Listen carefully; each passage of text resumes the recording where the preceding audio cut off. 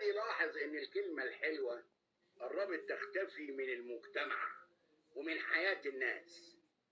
قال لعبده أفندي الحكاية دي. عبده قال له: قصدك إيه بالكلمة الحلوة يا سيد؟ سيد قال له: قصدي كلمة الحب، كلمة التشجيع، كلمة الصدق، كلمة التسامح. دلوقتي الواحد يدور على أي كلمة من دول ما يلاقيش. الدنيا جرالها إيه يا عبده؟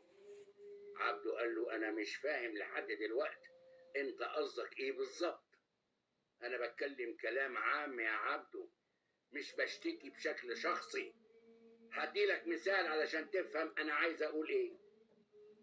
بسأل ديك النهار واحد تاجر صاحبي، بقول له: فلان الفلاني التاجر ده غني ولا نص نص؟ قال لي: غني جدا، عقبال أملتك.